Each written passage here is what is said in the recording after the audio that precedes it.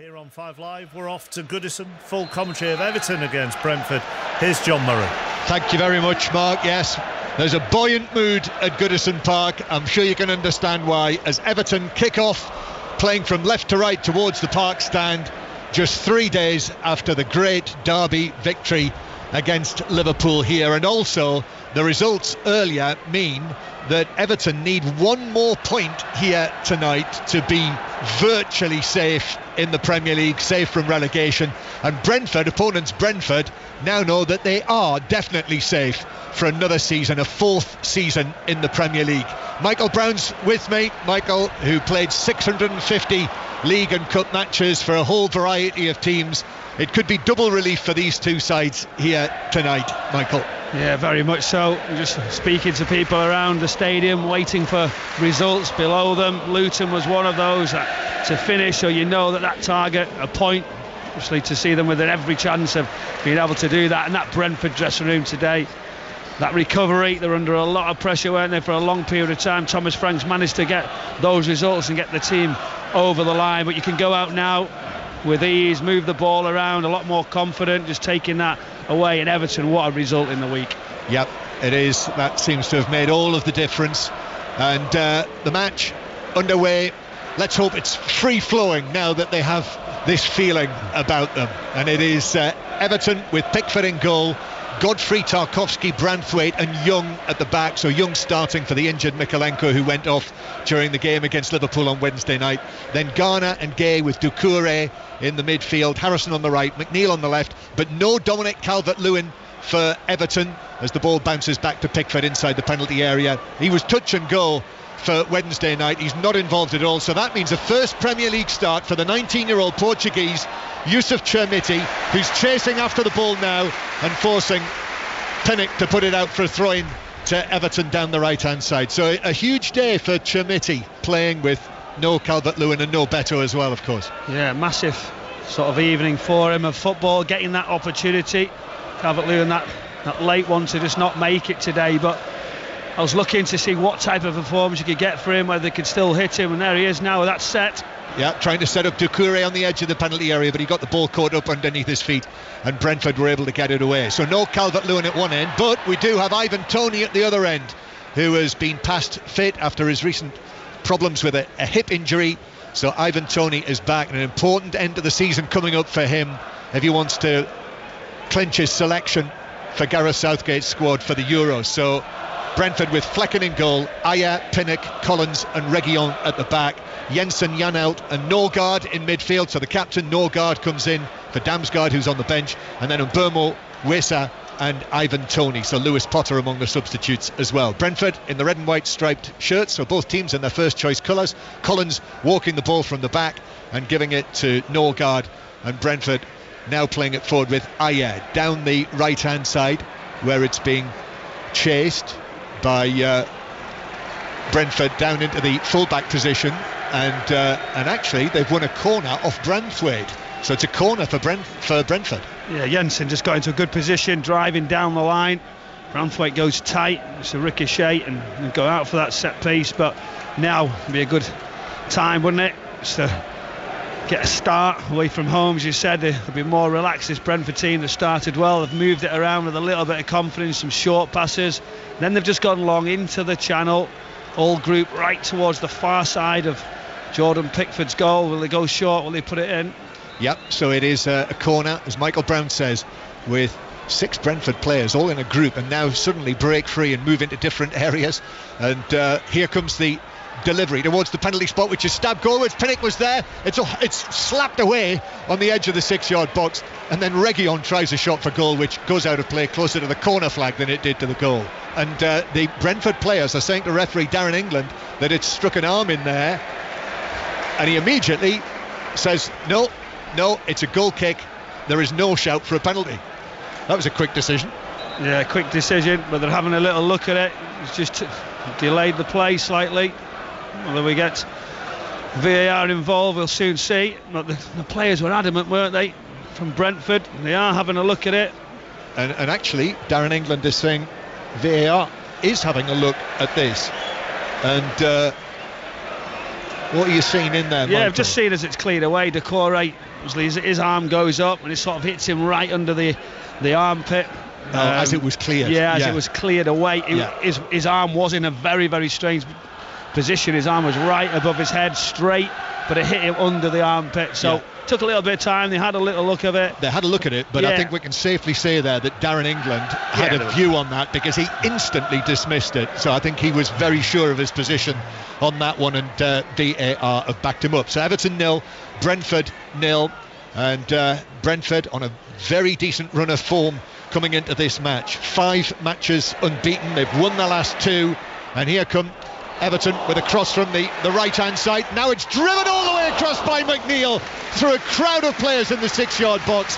I'm not sure any of them got a touch on that, and it's all the way through for a goal kick. Yeah, they kept it alive. Dwight McNeil just gets the ball far side of the box. He fizzes it right across. And that young man Shemetti, what an opportunity. Dives, gives everything right across the goal. He just dives towards, and he just couldn't get that touch. Any touch, you feel like it just would have went into the back of the net. Really, really good strike, but misses it just by a couple of inches. Yeah, so close there to getting it. If he got any sort of touch there, stretching forward with his right foot. Wasn't it? We talked about what he could bring, whether he could get a good performance, what type of performance, whether he'd be still one that they'd hit him go direct, could he run the channels? Almost. Yeah, and he is still waiting for his first senior goal for Everton in any competition. As I say, it's his second start in all competitions, his first start in the Premier League. He's come on as a substitute in 15 of them, so he's been on the pitch. He's getting there. He's been waiting for that chance, John. He's waiting, and now he's getting it. And what is good is looking at the way he's going to play. He doesn't have to. Everton don't have to change. Sean Dyche can still spin it in. He'll still have that willingness, so he understands his role and he can do it. So it is Everton 0, Brentford 0. This is 5 Live from the BBC, the 5:30 kick-off in the Premier League, as ever here on a Saturday night. And we do have a choice of listening right now as well, with big important sport going on elsewhere. The second half of the Women's Six Nations match, the Grand Slam decider, is currently on Sports Extra with Chris Jones and Kat Merchant. England were leading 28-14 last we heard, and also Chelsea against Barcelona in the second leg of the Champions League semi-final, Chelsea winning 1-0. We will keep you up to date with that, and the second half of that will be on Sports Extra. And in fact, let's see how things have started with Vicky Sparks, who's at Stamford Bridge. Vicky. Yes, early stages here at a sold-out Stamford Bridge. It's goalless on the night, so 1-0. Chelsea still lead on aggregate. No clear chances so far, but Chelsea looking confident. Goalless on the night. Chelsea 1-0 up in this Champions League semi-final on aggregate. Here's McNeil chasing the ball down the left-hand side for Everton, but he gets a touch on that and plays it out of play. Poor touch, and it's a throw into Brentford, which is celebrated by the Brentford supporters in that corner of the ground. They'll be feeling good. Michael, another season in the Premier League, 4 seasons next season. I was starting to get a bit concerned for them, let's be honest. They had a real difficult run of games, and they managed to get through it. The manager now can build. He's learnt something new about himself and his team and how he manages situations when they're not going so well. Here's Godfrey down the right hand side for Everton, but Wissa chases him all the way there and puts the ball out of play. He picks up a ball from the cone, takes a quick throw. Harrison on loan from Leeds United, who obviously had a major setback. Another one of your teams last night, Michael, your former teams. I couldn't believe it, actually, when you see that type of result. But yeah, they've got to find a way. The top of that championship has been incredible. No one seems to want to get over the line, but he's done well, hasn't he? Jack Harrison, where will he end up next season? Will he go back to Leeds? I'm not sure about that. Sure about I think if you've all seen what happened early on in the season, I'm not sure that's going to happen. Yep. And obviously a big game later, 8 o'clock kick-off, Hull City against Ipswich. That's got great meaning on it. And also Aston Villa against Chelsea in the Premier League tonight. So we'll keep you up to date with all of that during the course of 6:06 tonight. Let's get an update. I think it has what's the latest on France-England? It is half-time with you, Chris Jones. It is half-time, John. France 14, England 35. The Red Roses are marching towards another Grand Slam. 5 tries: Muir, Matthews, Jones, Packer, Cocaine. Holly Aitchison's kicked them all. She's kicked like a dream. England too powerful, too organised, too good. They're on course for another slam. They lead France 35-14 at the break in Bordeaux. Okay, thank you, Chris. So the second half of that will be on Sports Extra to listen to the commentary on BBC Sounds and on your digital radio. Jordan Pickford out of his penalty area to head the ball away, but Wissa was in an offside position, so free kick. It's like a diving header as well, wasn't it? It has to be dramatic, doesn't it, with Jordan Pickford? Brilliant. How he celebrated the other night. Yeah, I he loved it, absolutely he led the celebrations, really, didn't he, Jordan Pickford, after the clean sheet against Liverpool, as Everton clear the ball away from their own penalty area, but Chermiti loses out on the halfway line. And I tell you what he will do, he'll lead them tonight if they get this result. That is for certain, because this is the one that guarantees everything. So I'm sure he'll be ready for it if they can get over the line and get the 3 points. Yeah, and just to underline that as well, we should say, shouldn't we, that if Everton get 1 point tonight, if it's a draw, then they will be virtually safe because of their superior goal difference.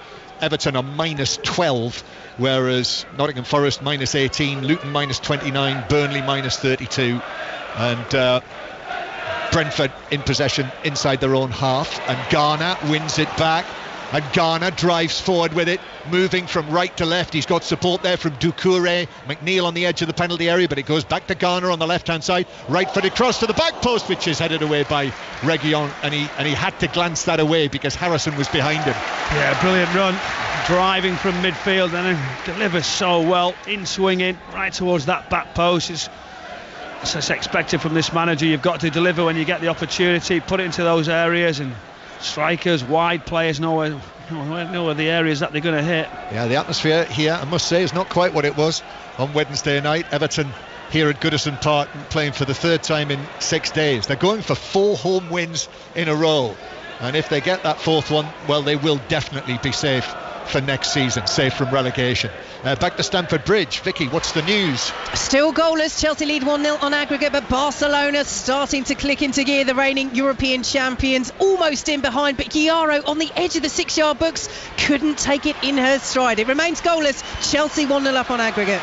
12 minutes played here in the Premier League. Everton 0, Brentford 0. We'll have more on the day's events at half-time in this match, so interviews aplenty with all of the major players, as Collins hits a long pass up the left wing, or towards the left wing, for Wissa, which is headed out of play by Godfrey. And did that go out for a corner or a throw? I think it is a throw, isn't it? Eric Reguilon's just marching towards the ball, which is just off the pitch. This is in front of the Gladys Street end of the ground, and Reguilon, it is actually a corner. It did go out for a corner, so Reguilon is going to take this. So a second corner for Brentford, this from the left hand side. The routine again, obviously well worked on, but Everton, as well as being very good in terms of set pieces attacking, are also very good defending set pieces as well. They work at them in both areas. Here is the corner from Reguilon, which is glance headed away by Tarkowski. It comes out to Janelt, who swings one in, dangerous looking, to the back post. Brantwaite does very well under pressure there to get his head to it, to put it out for a throw on the left for Brentford. Yeah, 2 centre-backs attacking it very well, and the delivery's good. Got to make sure someone goes and targets it, but as you said, Everton in those areas generally are good. Got the right players to do that, but Brentford know exactly the areas that they've got to hit. Relentless with set pieces over the years with Thomas Frank.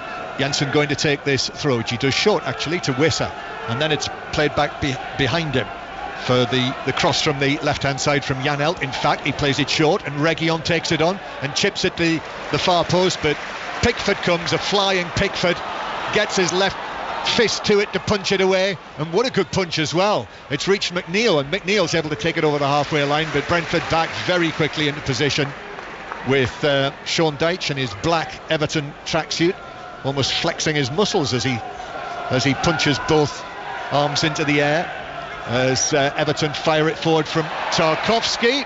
Chermiti goes down on the McNeil goes down on the edge of the penalty area. Half a shout from the crowd than anyone else. Just the way it was a tangle, wasn't it, John? Not much. Good delivery, good run from that left hand side. You can see they're just trying to catch the 2 centre backs by surprise wherever possible, but they're not afraid to go back to front, are they, Everton? They will put it in those positions, but now Brentford moving it around, being patient. Everton will just wait and delay. With this back 4 now, Brentford just splitting. 2 full-backs a lot higher, not necessarily wants to play. Ivan Toney dropping down, wants to get the ball to feet. Pinnock, left-footed ball downfield. This is for the shaven-headed, bearded Mbeumo, but Tarkowski does well, manages to get himself in between Mbeumo and the ball, plays it back to Pickford. However, it's coming back at Everton, although it is won back by Idrissa Gueye. Now Harrison goes back towards the edge of his penalty area, and Everton all the way back to goalkeeper Pickford again. What we should mention as well, Michael, mentioned all of your various former clubs. I know one of your favourites was Sheffield United, and the news today of the confirmation of their relegation as Brentford come forward down the right. That's good work from Wissa. It's found its way to Tony now, who backs away into the full-back position, plays it centrally. Janelt's ball, that's blocked on the edge of the penalty area. Reguilon infield towards the captain. Norgard, the upright Danish international midfielder, as Brentford go back into their own half. Yeah, Sheffield United will be relegated, Michael, after their 5-1 defeat at Newcastle. Yeah, it's been coming for quite a while. I think the players at times have showed some quality, starting games well, getting away, but overall over 90 minutes they just haven't had enough quality. Unfortunately, they were up against it at the start of the season. A couple of players leaving, the recruitment was very late. We understand why that happened, but the club couldn't necessarily control everything that was happening. But Chris Wilder, they made the change, he's come in, he affected it at times, but they conceded far too many goals, that's for certain. But now it's the rebuilding, the structure. Maybe 15 players that have to be changed. The manager knew of that for such a long time, so hopefully they've been ahead of the game, being able to do that. Lots of changes needed. It might take a bit of time though, the start of next season, because of the amount of change. But do you share his confidence that they're in quite a positive position in relative terms? Yeah, I see that. I think he's got a clear strategy already. He went to meet the owners. They've given him an amount of money that he feels like it's going to be strong enough to actually go and get what he needs to take them right back to the top of the Championship, to be real contenders to get back to the Premier League. But what is difficult, the amount of changes to do all at once. We've seen Vincent Kompany come in and do extremely well with Burnley when you were thinking they could get anywhere near the playoffs. They were sensational, but now Chris Wilder's turn, he's got to do it. He's got a few youngsters now have come in where there's a base for them to go forward, but recruitment's going to have to be really, really good very, very early, and he's experienced in doing that now, Chris. So that's Michael Brown on Sheffield United. This is Everton 0, Brentford 0. Brentford just knocking the ball around in their own half. The two central defenders, Collins to Pinnock, and then here to Reguilon on the left hand side. Reguilon, who was on loan at Manchester United, now on loan at Brentford, into the central area to the German. Janelt's left-footed pass out to Mbeumo on the far side. That's headed out of play by Ashley Young, the 38-year-old, almost 39-year-old Ashley Young.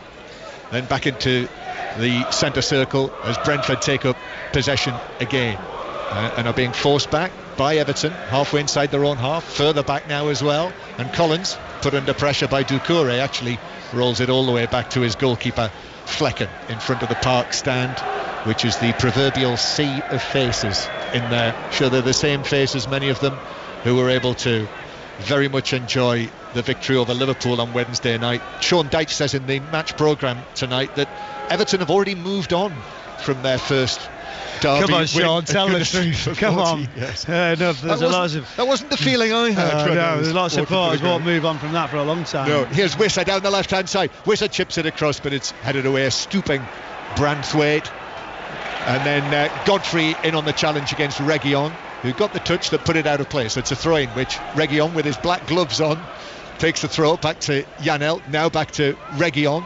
I know it's not the warmest April, but come on, Janelt, then with a cross, now a chance for Jensen in the middle, but that's blocked wide. Well, he was 8 yards out there. There were defenders in the way, and one of them, quite possibly Branthwaite, was able to get something on that, and Jensen's shot was deflected wide. Yeah, he does so well, doesn't he, Janelt? It's a little triangle, good play, getting to forward positions as it's pulled back. I'm just thinking, get your shot away. He couldn't do that, as there's a little Cruyff turn, awareness through the legs, and then Jensen just steps forward. Branthwaite coming tight. I thought he was going to go for that far post. He just didn't get enough space, pulls it near post. The block comes in. Good defending. So another corner for Brentford, left-sided, in front of the Gladys Street end, the Howard Kendall Gladys Street end, as it says on the top of the stand. Reguilon now plays it in low to the near post to stretch and away, and a clearance which has given it away to Mbeumo, and Mbeumo lifts a high one into the back post, but that's way beyond the far post. It's headed back across. It's with no guard inside the penalty area. Then the ball is sent out. It's only half cleared away by Tarkowski on the stretch. He did well. He had 3 Brentford players around him. He had to make that, the Everton captain, but he did. Excellent last ditch central defending as Brentford, who now I think we can say officially have started the better of the two teams. And again, Sean Dyche waving his arms around furiously on the side of the pitch, backs that up. The ball on the right hand side with Ayer, Christopher Ayer, with the cross deep into the penalty area, but straight into the gloves of Pickford, who stretches a high and catches it. Yeah, Sean Dyche going crazy. He might rip that new tracksuit top. He better be careful with them arms, being so aggressive. But it is under quite pressure a trim there, fit, isn't it? Yeah, it's tight fit. It's looking good. He's looking good. And I tell you what, on that touchline today, he'll be a lot more relaxed than he has been, and realise what he's been up against. Obviously, points deducted and that threatening situation, what's going to happen next sort of situation with Everton. But now, not to relax, but they can play at a more relaxed atmosphere. You can see it is a little bit more low key, isn't it? It's still a job to do. Without question. It almost couldn't be more of a contrast. It is genuinely relaxed, the feel inside the stadium. Brentford are playing it well though. They are. Do you know, you just look, well. They're moving it around, they're confident, and that's really just calmed the situation down. But for me, there is, when you're doing that, Everton supporters are just starting to get a little bit uptight. They're just thinking, I want a little bit more from their team, but Brentford going all right. And just as you say that, misplaced pass out of play, so it's an Everton throw on the halfway line. But Brentford have started the better. It is Everton 0, Brentford 0. Let's go back to Stamford Bridge. What's the latest, Vicky Sparks? Midway through the first half, and it's still Chelsea 0, Barcelona 0 in this Women's Champions League semi-final second leg. So Chelsea still a goal ahead on aggregate, and they are holding Barcelona at bay so far. Hannah Hampton, the Chelsea goalkeeper, yet to have a save to make. Barcelona with a corner though. 0-0 on the night. Chelsea 1-0 up still on aggregate. Collins hits a long pass, but that's way beyond the run of Mbeumo through for a goal kick. And just conscious of the fact that many people will be getting back into their cars after being out and about this afternoon,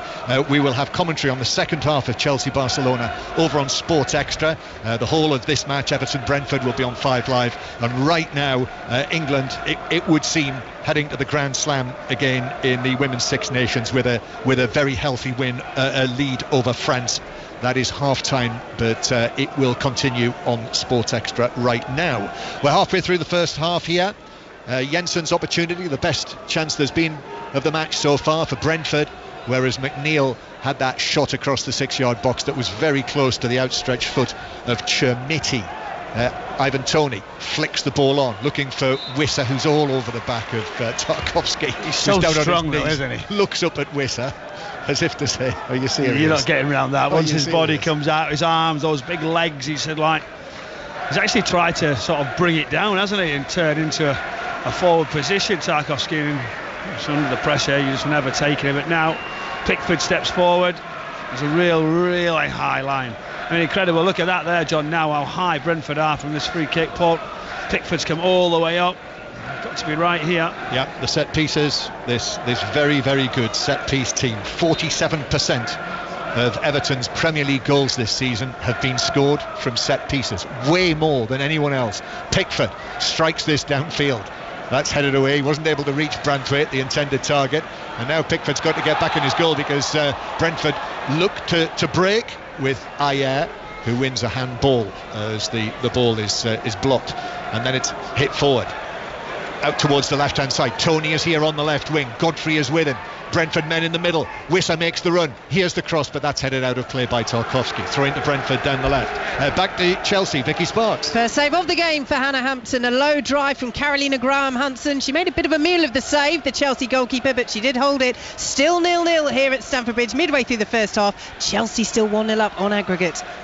Throw in for Brentford then, but Jensen comes across to take. Jensen with the thin hairband just holds the ball above his head, but then backs away off the playing surface and actually right back down towards the hoardings.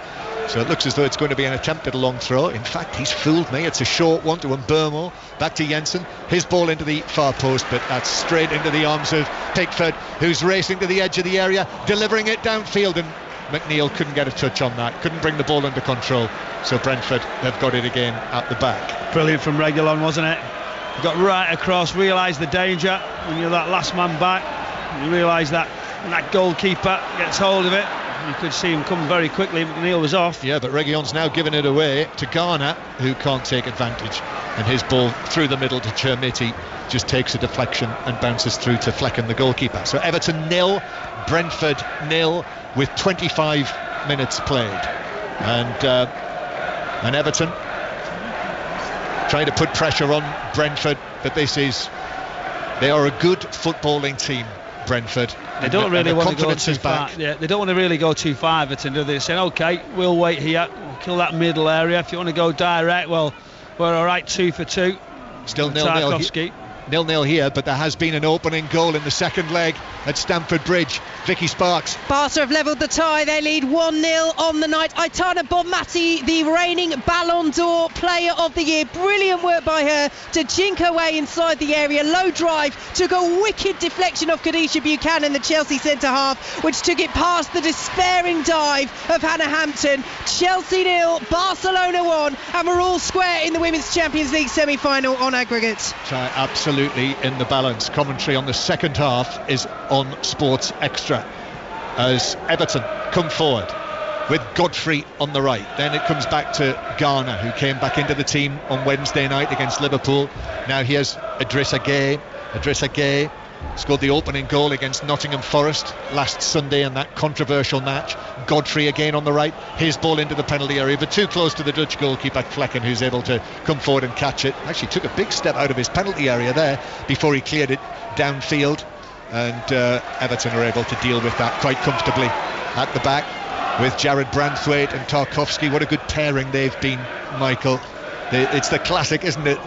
The experience and the youth. It's perfect, isn't it? Everybody's talking about Jared Branthwaite, where he's going to go, what could be next, but he's learning off somebody who's so consistent, season campaigner now, and he's solid, isn't he? Yeah, did sign a new contract with Everton only in October. Here's McNeil. Brentford lose its centre field. Doucouré then is able to use his body, use his strength, even though he's against Ivan Toney. And Everton start from the halfway line. Here's Harrison now on the right hand side. Harrison up against Reguilon. 3 Brentford players there. McNeil back to Harrison. Harrison looked to shoot goalwards, but an important stretch and block by Reguilon, who did well, actually anticipated that, and Brentford were able to get it away. Reguilon's played so well at the start of this game defensively. He's also getting forward. It's a good block on that occasion. And so where is his career going to go? What's going to be next for him? But this Brentford side have done all right. They've moved it around, organised. Everton, I feel like they've just got to get in the game a little bit more. There's another direct clip from Pickford, but Brentford are happy with that situation. Yeah, I think it shows you, doesn't it? It's a real illustration of where Brentford are. They've got a former Real Madrid man playing at left back as the ball's played forward for Chermiti. It comes off the head of Pinnock and now bounces through for Everton's first corner. Set piece.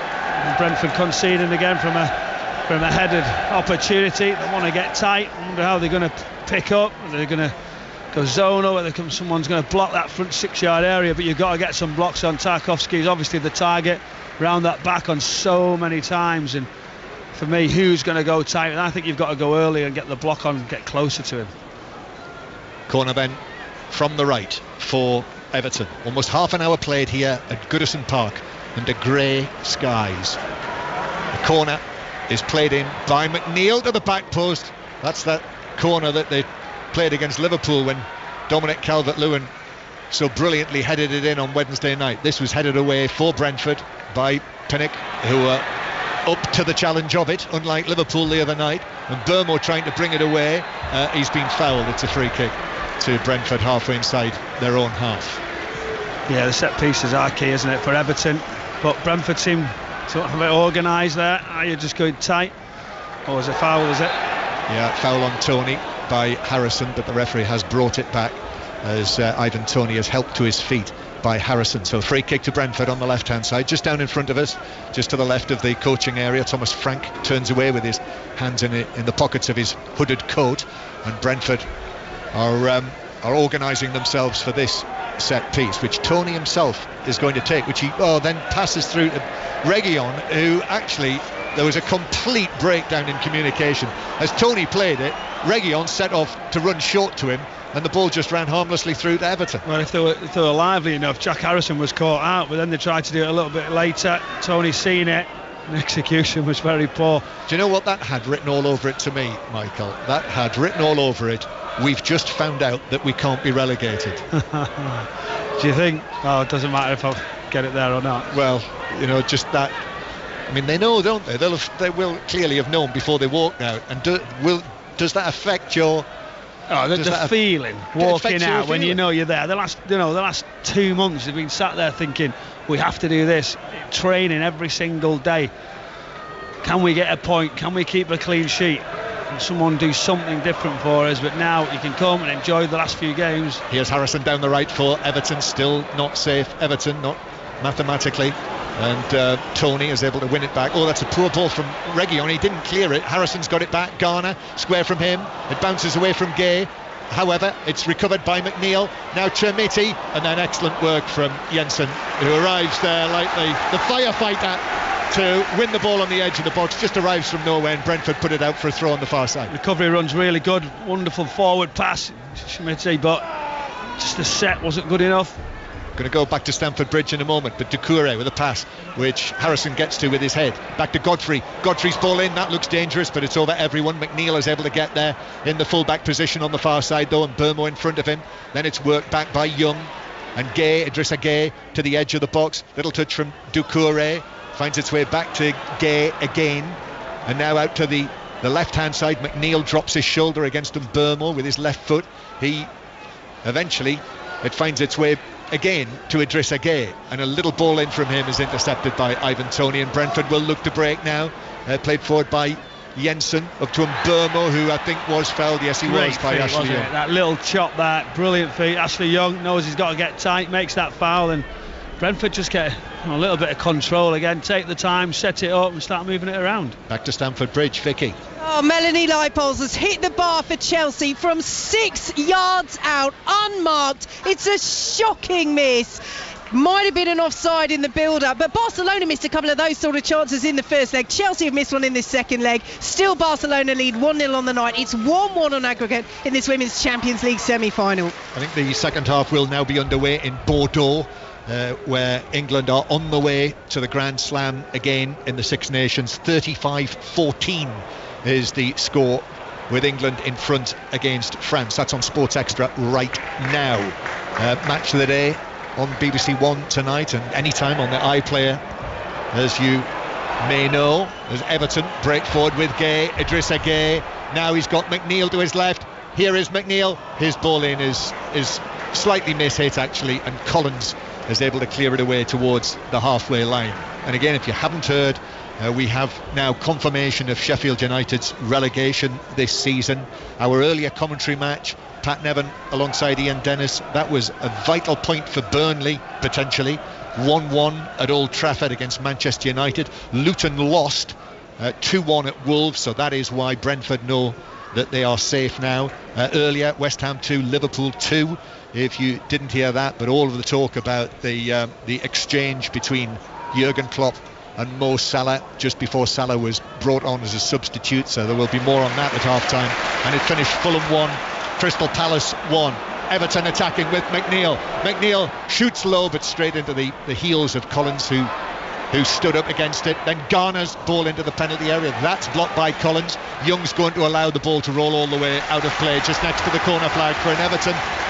Another Everton set piece with a corner on the left, Michael Brown. Yeah, James Garner, excellent in the middle of the pitch. He turns really quickly, sets it out wide and then follows, and trying to get some little areas to be creative, want to make things happen, gets his shot away. The block was on, and as it just drifts out to the wider area, Ashley Young thinks, you know what, best option. Set piece yet again for Everton. McNeil to take this in front of the Brentford corner. Here's the delivery, high towards the back post. Tarkowski heads it right back across the box. Tony heads it away. It's won on the edge of the box by Reguilon, and then McNeil can't take it off him. Has a second go, does take it off him. McNeil's cross deflected and then headed by Godfrey, but he didn't get a clean touch on that in amongst a crowd of players, and the ball just bounced through and up to Flecken. Yeah, a couple of times now from all the good start Reguilon had. He's just getting caught in possession. Dwight McNeil trying to get into good areas. Reguilon loses it and he just dinks it in the area, and there's no pace really for the direction for the header to cause Flecken any problems.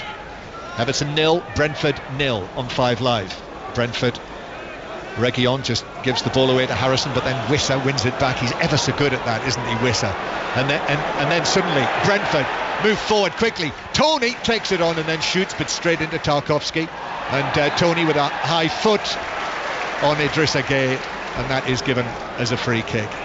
Great movement between Tony and Wissa and Mbermo. They're an effective front three. Wissa's got to be going mad there. So to see the pace of him down that left hand side, he's in. I'm just thinking, when I'm Ivan Toney, he mustn't be able to see that pass, he mustn't be able to get it through the gap. The lines were good from Everton, and then he waits to try and get that shot away. Tarkowski brilliant, Branthwaite closing it up, getting across. It's a little foul again. It's been a little bit scrappy, fouls conceded. I think it's just delaying this game, it's limiting the opportunities. That's why we're not seeing too much in regards to chances so far, John. Ivan Toney's longest run without scoring since he became a Premier League player with Brentford. 8 appearances without a goal, just 1 assist in that time, and before today 21 attempts. So that'll be worrying, won't it? Well, Garner playing it up towards Doucouré on the edge of the box, then the shot from Chermiti, blocked by a defender, comes back to Chermiti in the box. The teenager stretches for it. I think he caught Collins, he did. It's a free kick, and Collins and Aya are both calling across to the assistant here on this side of the field. Suggestion being that the assistant hasn't spotted that, but he's okay, he's on his feet, and Brentford have got the free kick. Let's go back to Stamford Bridge. Vicky Sparks. Couple of chances for Chelsea's Caterina Macario. Firstly, a beautiful keepy up and volley on the edge of the penalty area. Great save by Barcelona's Katakoi, and then Macario from the corner calling Koi into action again, punching the ball away from underneath her own crossbar. Barcelona still lead 1-0 on the night, 1-1 on aggregate, 8.5 minutes to play until half time. And it is still France 14, England 35, as Brentford attack with Wissa in the penalty area on the left-hand side, up against 2 defenders, tried to lift it forward. It might have struck an arm, it wasn't, it was the body of Tarkowski, played in deep to the back post. Pickford comes, gets a punch on that, and then shoves Mbermo out of the way for good measure. Got to be a little bit careful there. Pickford pushing an opponent in his own penalty area. He'll be all right with that one. As Gueye goes in on a challenge in centre field. It was a 50-50, and I think Gueye has come off worst in that. He was really stretching into the tackle there, and he stayed down on his right side. Yeah, Chermiti, I think, is it? Oh, is it? I thought it was Idrissa Gueye. No, you're right, it is. It's Chermiti, and he stayed down after just putting in the challenge on Janelt, I think it was, wasn't it, the Brentford player, and he stayed down, and he's going to need treatment. The players are just gathered round, and he's well, let's hope the teenager is okay here. He's been given his opportunity in this match to start a Premier League game for the first time, and this would be deeply unfortunate if it's an injury that means that he has to go off. It's a strange one as well, isn't it? But we were just having a look on that left hand side as well. Wissa just going down the left hand side and tries to get his cross into the middle of the penalty area. Tarkowski come tight. They're just having another look as it hits his arm, but it's right next to his body. Now defenders, when they're coming across, are so conscious of literally keeping it right by the side, really, really close. So it's one of those that we talk about so many times, where they're thinking, as the player tried to hit the hand, you know, to sort of flick it into it, just what I was and going it's to say. the wider position. Up, he sort of scooped it into scooped it into his upper body with the half hold. It probably was, but literally he's running over, is he, like he's in a sling almost. Tarkowski going, my arm is not going out from my body, I'm too close to you. but it looks like he's going to be okay, thankfully. Good. That is good news. Trimity is walking off the field and he's going to be okay. It was a sore one, but it looks as though it's nothing more than that. Everton 0, Brentford 0, and back to Stamford Bridge. Vicky Sparks. Well on top after hitting the bar through Melanie Leipold from 6 yards out. Erin Cuthbert the latest to blaze over, but they're really pushing for this leveller on the night and to retake the lead in the tie on aggregate. Still though, Barcelona 1-0 up, 1-1 on aggregate. And again, if you've just joined us, there will be commentary on the second half of that match on Sports Extra. 0-0 in the Premier League. Everton 0, Brentford 0. Brentford winning a ball back with Mbeumo on the right hand side. Trimity is now back, or is about to come back onto the field. He's just leaning over, sorting out his boot. So Everton with 10 men just for the time being. He obviously has to stay off the field for the 30 seconds, but he's still not quite ready to come back on. And Sean Dyche is just trying to rejig things as Everton are on the back foot and Brentford are attacking with Aya. Then Mbeumo does well actually to withstand the challenge from Doucouré. That could have been given as a free kick. In fact, then Mbeumo tackles back on McNeil, and that is a free kick to Everton as opposed to Brentford. And the Brentford players are surrounding the referee and saying, well, how about that challenge by Doucouré on Mbeumo before it? They're asking the questions, but Ian won't. Sean Dyche going crazy that they wouldn't let him back on the pitch. Obviously thinking, why is it taking so long? The referee, as soon as there was a little bit of contact, I felt like being under that pressure, he's going to give a foul, he's going to get him back on, delay the situation, just balance it, because there's a bit of criticism coming their way. More interviews and reaction to come to the earlier events at half-time, and we are 4 minutes plus added time away from half-time. The important Hull City-Ipswich game kicking off at 8 o'clock. In the Championship, we know that Huddersfield and Birmingham are both still in the bottom 3 after their 1-1 draw. The other things that were decided in League One, Derby were promoted. We know it's Barnsley against Bolton and Oxford against Peterborough in the League One playoff semi-finals. Cheltenham's relegation was confirmed today, and in League Two it's going to be Crawley against MK Dons and Crewe against Doncaster, and Sutton's relegation was also confirmed. More on that to come. But Everton with McNeil, Harrison with a chance, a left-footed shot which is blocked as Collins stepped into the line of the shot and blocked it away and wide for a corner. Yeah, Dwight McNeil played so well. There's a lovely little flick from Doucouré, and then it's like play and follow, forward runs. Jack Harrison coming inside, he managed to get a shot away. Collins really good, coming to close the space down. Good block, but that was better from Everton. Corner for Everton then from the left. McNeil is going to take this, raises both of his arms, the floodlight lamp shining down on him even though we've got full daylight. Here it comes, headed down by Pinnock, but then cleared away on the edge of the 6-yard box behind him. Young plays it over the top. Tarkowski with a glance, headed away by Collins, comes out with McNeil with a shot, blocked. Then the shot on the edge of the penalty area from Tarkowski. It was right-footed effort, dragged it wide, and now he's racing back into position because Fleckham takes a long one downfield. There's a collision between Mbeumo and then a challenge by Reguilon on Garner, and referee Darren England's got the yellow card out, and we've got Garner down, we've got Mbeumo down, and the medical men and the physios are coming on. The yellow card is shown to Reguilon for the challenge on Garner. And Garner obviously feeling that one. Reguilon straight in the book, it looks that way, but after a wonderful strike, Dwight McNeil hits it so sweet, really clean, and he sort of way through, and that would have gone right into that far corner. Come back out, Tarkowski have the go, and then it's the recovery run. He's dying all the way back to get himself into a good position as Fleckham plays it quick, and then there was a little bit of collision, drops down, Reguilon just comes right through Garner, referee, yellow card, and now both players are getting a bit of treatment as it stops again. Right, so we've got a stoppage. Let's see what the latest is at Stamford Bridge. It sounds eventful, Vicky Sparks. It is so tense here, John. We've got 2 minutes plus added time to play in this first half. Barcelona lead by a goal to nil. It's 1-1 on aggregate in the second leg of this Women's Champions League semi-final tie. Carolina Graham Hansen, so often the scourge of Chelsea in recent years, has just had a shot deflected behind for a corner for Barcelona, which Pariuelo, their top scorer, is about to take. Swings it in deep and it's headed away on the edge of the Chelsea penalty penalty area by Leipold and out for a throw to, which way is it going to go? It's going to go to Chelsea. It is still 1-0 Barcelona on the night, 1-1 on aggregate. So commentary on the second half of that on Sports Extra. Right now on Sports Extra, I think it's still France 14, England 35, which seems to have been the case for quite a while. That is confirmed. So that's on Sports Extra right now. England on the way to the Grand Slam again. All parties are okay. Here's Doucouré with a chance for Everton in the box, but he was off balance from an angle on the left side of the penalty area, and off balance it meant that he mishit it wide of the near post as he looked at it. Dwight McNeil, wonderful ball in. Schmidt just sets it round the corners. Doucouré spins, and as it's coming over the top of Collins, what do you do? How do you take your touch, or do you take it first time? He decides with his left foot. Difficult technique when it's come over your head, and then just slices it wide. But that would have been some goal, that. It would. In truth, he did mishit it.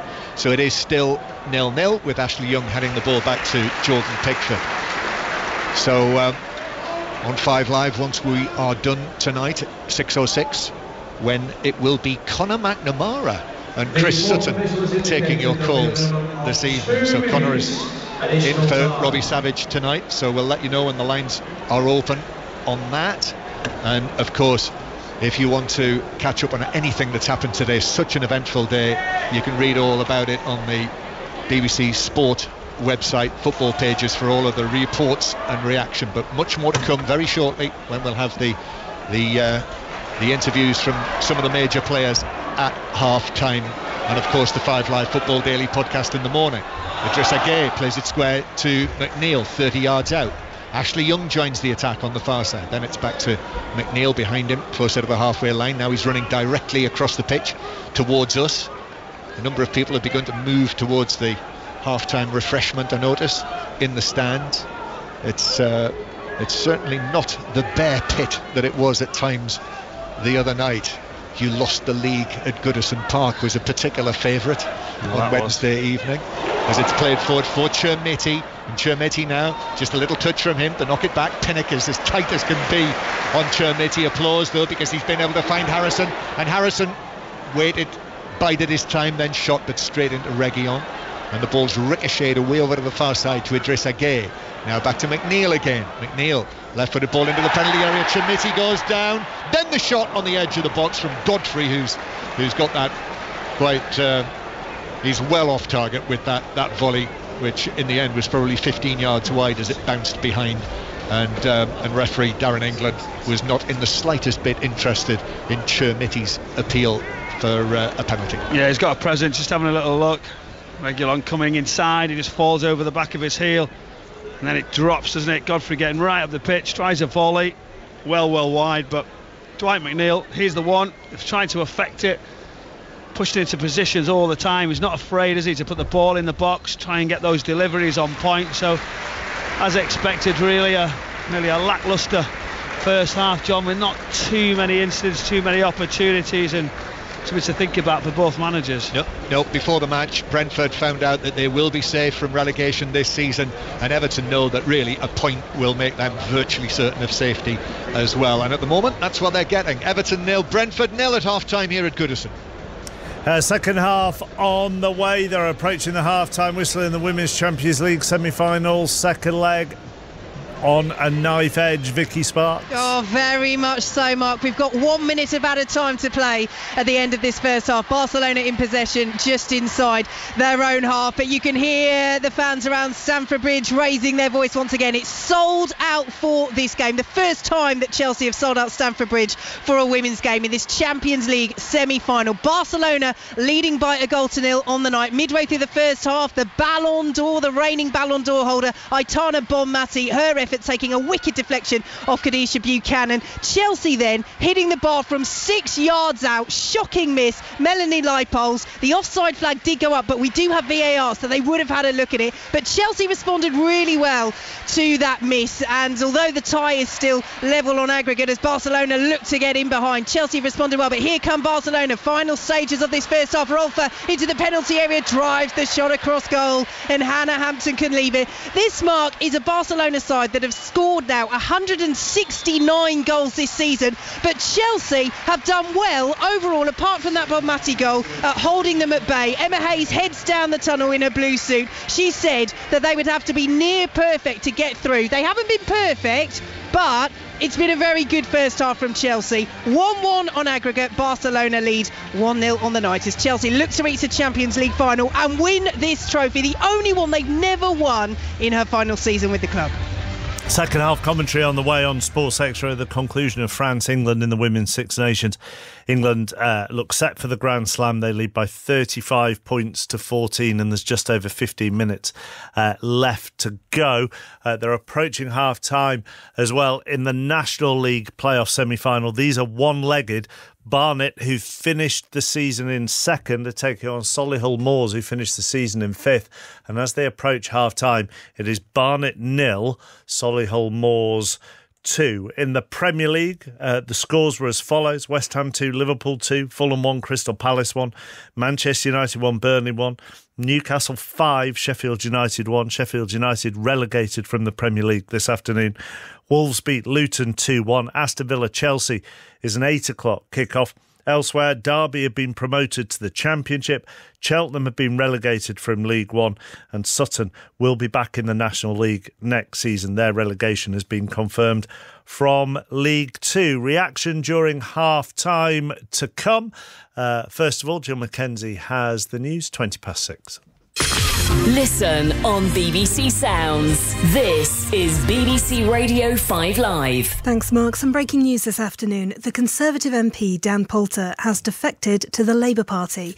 Downing Street's been told about his decision, but hasn't yet responded. The former health minister, who's also a doctor, told the BBC the Conservatives have stopped valuing public services. Hamas says it's assessing the latest proposals from Israel for a potential ceasefire in Gaza. Negotiations stalled after Hamas demanded a permanent end to fighting before releasing more Israeli hostages. That was rejected by Tel Aviv. Ukraine's President Zelensky has renewed his appeal for more air defences after another night of Russian bombardment damaged energy infrastructure. 4 power plants were hit in 3 regions. And the ITV News presenter Raghi Omar has thanked people for their good wishes after he fell ill while on air last night. In a statement, the channel said he's had medical treatment and is now recovering at home with his family. Political parties are drawing up the battle lines ahead of a general election. Later this week, local council elections, mayoral elections, even a parliamentary by-election are taking place across England, and voters in England and Wales will be voting for police and crime commissioners too. This is the final time most voters will go to the polls ahead of a general election. So join me, Rachel Burden and Nick Robinson as we bring you the results and commentary through the night. We'll be hearing from voices across the country and the political spectrum. Listen live to the local election coverage Thursday night from 11 on 5 Live and BBC Sounds. This is 5 Live Sport with Mark Chapman on 5 Live. Listen on BBC Sounds. Another Grand Slam is coming England's way in the Women's Six Nations. Chris Jones. France 14, England 35, Mark. 15 minutes to go. No points in this second half. And France are down to 14. Their prop Kalfawi red-carded for a dangerous clear-out. The game has broken up. It's got a little bit scrappy. It's got a little bit loose. England have got this sewn up, you feel. But can they really finish with a flourish and go and win their 6th straight Six Nations title and their 3rd straight Grand Slam? 15 minutes to go, just under now. France 14, England 35. Sports Extra to listen to the end of that game. In the Premier League this afternoon, Sheffield United been relegated to the Championship after losing 5-1 at Newcastle. Chris Wilder has been explaining what he said to his players at full time. I said we have to own this season. We didn't get relegated today. We got relegated for a season of obviously poor performances and poor results. But like I said and pointed up to the supporters, the club is a really good club. Some will have the opportunity to stay. Some won't have that opportunity. So if you have that opportunity, put this into your memory bank, because there'll be better times coming, and I'll make sure that the work that we do in the summer, given that opportunity to really improve the group on so many ways, technically, physically as well, because yet again, our Achilles heel today. stood out. Physically we couldn't cope with the pace of the game second half, and the mentality as well. Goals going in and then heads dropping and then going from 3 to 4 to 4 to 5. It's happened too many times. So they're the cornerstones of the game, and we'll get right. And the players have to recognise that it is a really good football club. We've had a really poor season. Chris, you have had experience of doing it all before from the Championship. How well equipped do you feel currently that you'll be able to do it again? Not at the moment, no. We have to make changes, and we understand that. Loan players go back, possibly an end of an era for a few of the experienced players where we need to reset and refresh. There might be a couple of players that will be attracting clubs from a higher level. We have to obviously respect that we might lose a couple of players to reinvest and build again and go again. So it sounds like you're expecting a pretty busy summer, both in and out. Absolutely massive summer for us, and there'll be plenty of movement, but I assure you, players that will come in will want to play for this football club and be part of with hopefully a positive future. Chris Coles with the questions to Chris Wilder. Burnley got a late penalty at Old Trafford to draw 1-1 with Manchester United. Here's Vincent Kompany with Gary Flintoff. Well, Vincent, I'm sure ultimately you're happy to come away with a point. However, having said that, how well did your side play today, and do you feel you actually deserved all three? They were exceptional, and we had some big chances, let's be honest about it. And but okay, I don't think we don't benefit from any kind of negativity right now. We just gotta be happy with the points, keep the momentum going. What a performance! If you want a team that's running, they're out there today. If you want a team that's fighting, they were out there today, and that's. It's good because you can see that for us that's something special. It gives us a chance in the best league in the world to hope, and we'll keep doing that. And you've obviously been speaking to the boys in the dressing room after this one. You've looked in their eyes.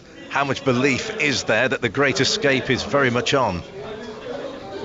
Well, they have a manager that has all the belief, so and that has experience as well. So for me, there's no doubt, but we don't have to look too much at the storyline. We have to look at our next game and again build our energy, our momentum up to the next game. If we can have chances again, then in those moments believe that we can score those goals.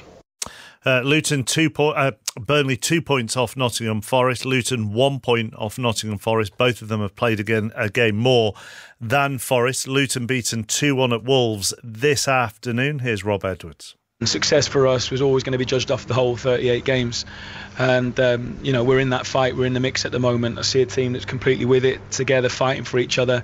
We make mistakes like everyone does, but we're committed, 100% committed. Supporters are with us, and that's all we can ask at the moment. So we'll dust ourselves down. We will look at the areas that we can improve on. We will try to come back and bounce back with a really good performance on Friday next week against Everton at home. In the lunchtime game, finished West Ham 2, Liverpool 2. Mikel Antonio got West Ham second. He spoke to Jonathan Pearce. We're still fighting for Europe. Obviously, we've made it difficult for ourselves for the last couple of results, but before the game, anyone's going to take a point against Liverpool. But I feel over the last couple of years, we've been doing better against Liverpool. So we've had a couple of results at home for them over the last couple of years. So hopefully we can keep going, keep pushing and get the European spot. How important was it that you did dig in that first half in particular when they weren't at their best, but they were creating a few? They were creating a lot of opportunities. Obviously, they were pushing, getting out wide, getting balls into the box. Fonz was making some quality saves. We managed to get the first goal, which Jared took unbelievably well. And one thing with us, we keep digging in. We always believe that we'll get a goal. And when we went 2-1 down, we just kept pushing, kept looking after ourselves, making sure we didn't concede another, and managed to get the equaliser. How extra special is it when you get a centre-forward's heady goal, which that really was for you? Yeah, definitely. It's one of the things over the last couple of games I've got 3 and 3 now, and I'm really building the confidence, and I believe that every game I'm going to score. So hopefully I can keep that run going. In the Championship, Huddersfield drew with Birmingham, so they are all but down. Not mathematically so, but the only team that they can catch are Plymouth, and their goal difference with 1 game left to play is 15 worse than Plymouth. Derby have been promoted back to the Championship after they beat Carlisle 2-0. Here's their manager, Paul Warne. emotionally exhausted. I could lay down and go to sleep. I felt like this after every promotion, even as a player. Yeah, you just give everything you got for 11 months. Really, it's 11 months in the making. And I know how hard everyone's worked. So when you finally get there, it's just, you're exhausted, but it's just relief. But emotionally, I am beat. So like, I've hugged all my players individually. I've kissed most of them. I've cried on a couple, but you just feel like drained, amazingly drained, but drained like you would feel at the end of your own wedding at 11 o'clock at night. You're thinking, like, I've had a great day, I'm just ready for a kip. So I feel like that, I think. It's a heck of a journey, isn't it? Just a football season in general, but the journey that you've had since you joined the club. Yeah, I mean, unfortunately we fell short last year. We ended the season poorly. We used the same players week in, week out, really. We sort of fatigued a bit, but then we lost our best player, really. Didzy going to Notts County was a massive blow, and we've had to find goals in different ways this year. Luckily Colo's chipped in, but then he was injured for a bit, so our set pieces were even more prevalent. But to average 2 points a game in any league is impressive, and you know, the lads take great credit for that. Portsmouth go up as champions along with Derby. It'll be Bolton against Barnsley and Peterborough against Oxford in the playoffs. Cheltenham are down today, along with Fleetwood, Port Vale and Carlisle. It was the final day of the League Two season as well. Stockport, Wrexham and Mansfield already confirmed as the promoted teams. The playoffs will be MK Dons against Crawley and Doncaster against Crewe. Sutton's relegation back to the National League confirmed today, even though they got a 4-4 draw at MK Dons. They go down with Forest Green Rovers. Colchester survive. It is half-time in that National League playoff. Solihull Moors are 2-0 up on Barnet. Livingston not relegated today. If they'd lost to Ross County, they'd have been down to the Championship, but they beat them 2-0, so they live to fight another day as well. They are 9 behind Ross County, and they both have 4 games left to play. Let's go back to the World Snooker. Jamie Broughton. And Judd Trump booked his place today in the quarter-finals with a 13-7 win over Tom Ford. But the big story came afterwards in his press conference when Trump told me he'd been approached about joining a breakaway snooker tour. There's been speculation recently that some big-name players might join such a tour, which could be in China and involve lucrative exhibition matches. But the 2019 world champion says he turned down the opportunity straight away.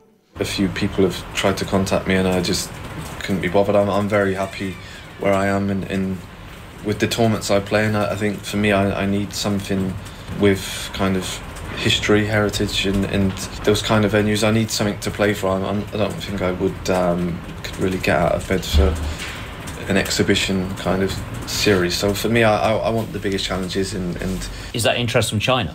To be honest, I don't know. I don't even get that far. If anyone tries contacting me on Warner Bravo, I just tell them to go away. So I'm not interested.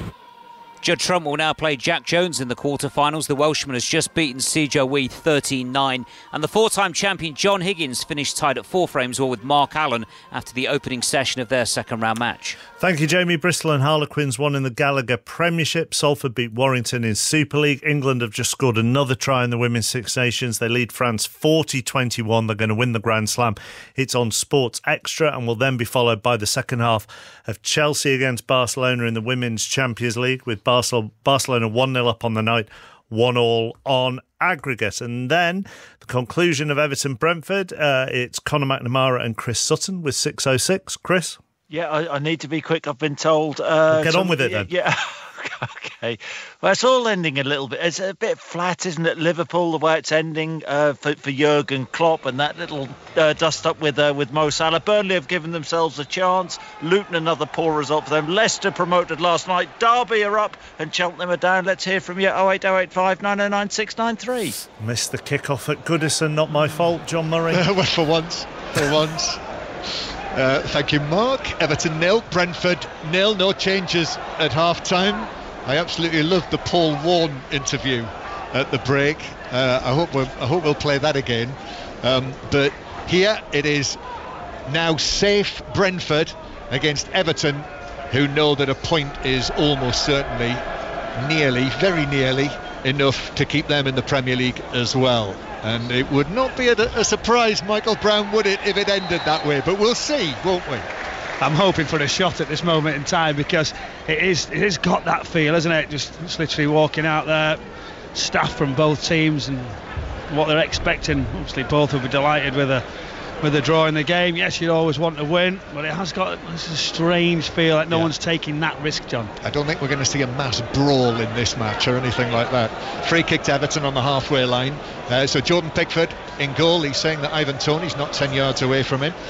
Pickford's going to take the free kick. The rest of the Everton team: Godfrey, Tarkowski, Branthwaite and Young, Garner and Gay, with Doucouré, Harrison, McNeil, and on his first Premier League start, Chermiti. And Pickford takes this free kick for McNeil to run on into the penalty area, but Matthias Jensen did very well, and Mbeumo is dispossessed in the full-back position. Cross from Chermiti, Branthwaite on the edge of the area. Godfrey tries to head it back to Branthwaite, but that was intercepted by Norgard for Brentford, and they're able to get it away. And it is Brentford in the red and white striped shirts, black shorts, black socks, who play from left to right towards the park stand. That's where Ivan Toney is carrying the ball, plays it infield but passes it straight to the opposite captain, Tarkowski, who's able to bring it away. And the Brentford team, Ivan Toney, as you'll gather, is back in the starting lineup, and he's right on the edge of the penalty area as Mbeumo brings it forward for Brentford. Might have been fouled there. Referee says no, play on. Then I think McNeil fouled Norgard. Again the referee says play on, offering Brentford the chance to take advantage of the situation. Down the left hand side, Pinnock is chasing it, and it's put out of play by Godfrey for a throw to Brentford, who have Flecken in goal. Back four of Aya, Pinnock, Collins and Reguilon. Then in midfield, Jensen, Janelt and Norgard, with Mbeumo, Toney and Wissa the front three. So no Dominic Calvert-Lewin for Everton. Sean Dyche did say, he was really touch and go. He's not been fully well this week. He's had illness, he had a little bit of an injury, so he's just not being risked tonight at all. But Ivan Toney, who has had barely a chance really so far in the match, having yet to score since that excellent start when he came back from his betting ban. Ashley Young playing it back to his goalkeeper Pickford. Left-footed clearance from him towards the halfway line, and Everton lose out. So Jensen has got it back, and Jensen receives it back from Aya and then carries it on. Now on the right wing with Mbeumo. His ball into the area is deflected into the path of Branthwaite, and Ashley Young completes the clearance. Brentford shouts for handball against Collins, but Brentford have got it comfortably. So 0-0. Michael Brown's here with us in the famous tight commentary position at Goodison Park, which we'll be able to enjoy for one more season, with the move to the new stadium put back to the start of the season after next. Yeah, a bit of a wait. We were all excited to try and get away from this position, but it's another season. Great stadium, though. I love this stadium, I really do. But just seeing Pickford there, it was a free kick. He stepped forward. He's saying Ivan Toney's really close, and it was clever really, because they normally go for everything diagonal, and they played it down the side. Dwight McNeil almost got in, which is Jensen brilliant, where he comes across, the cover was on, or it would have been a clever one where Dwight McNeil would have been in a great position. Of all people, Pickford spraying passes. Pickford downfield again. It's played forward to Chermiti, but bounces off him back towards the halfway line. Then Gay slices one forward. That's headed away by Collins. Nice touch from Wissa. That sets in Jensen, and Jensen curls it across. Toney is there. Super save from Pickford, and Pickford's able to pounce then on the loose ball. Excellent pass from Jensen. That's the move of the match, most certainly. And Ivan Toney is denied by his England colleague Jordan Pickford. Yeah, Jensen does well. You see that little set, and then it's a wonderful ball right across the face. Godfrey scampering, Pickford getting right across, and it looked like it was just going to be a simple tap in on that back post. Quality pass. The save was brilliant. Up and reacted and just grabbed hold of it for the second time. Yeah, another chance for Ivan Toney that he's not able to take, but I think more correctly there was Jordan Pickford with a really good blocking save, slid out into his path. The other thing is Pickford dives high and it just hits the bottom of him because he's thinking he's going to lift it. So the net tries to anticipate it, but he didn't. It was a good save, and just got another little delay. Pickford gets the ball down and we can start again. But big chance for Brentford, real quality for the midfield player getting into good positions. Jordan Pickford might get the Premier League Golden Glove this season, although he's still 3 behind David Raya, the former Brentford goalkeeper. So Pickford's got 11 clean sheets in the Premier League this season, whereas Raya is on 14. Here is Young comes back to McNeil, who's in centre field pass, doesn't find Gay, and then Jensen forward again to Wissa, and Wissa tries to flick it forward, but that hit Tarkowski and bounces down for Everton. In their home colours here at Goodison, of course, the blue shirts with the white trim, white shorts, white socks. Everton, who with every moment that passes by are getting closer to confirmation of yet another season in the top flight. For Everton, it would be next season their 71st consecutive season of top flight football. Only Arsenal have been in the top flight for longer. Brentford with Norgard, a high ball forward from him. It's missed by Ashley Young. He's fortunate there, having missed his kick, that it bounced right in front of him. And then Young gets another chance against Mburmo and passes it infield simply to Brentford. Then a lovely change of feet from Garner to take it away from Janelt. Everton now out towards the far side, the right. Harrison's pass forward. Garner's continued his run, but Harrison's ball dribbles out of play for a Brentford throw. Great skill as he goes to go one way, flicks it back through his legs to move away, just sets it off and run down the right hand side. It just drifts out of play, but so audacious to even try it, really. But real quality. Jensen is the one really who's keeps making things happen. Wonderful pass forward into Wissa, but nothing comes of it. It's an organised, and it's just really an interesting game. Who's going to be the one who can make it happen? Who's going to be the one to take charge? Dwight McNeil, this guy on the ball, I feel like he could be one of them. Yep, McNeil out to Harrison on the right hand side, but Harrison is progress is blocked by Janelt.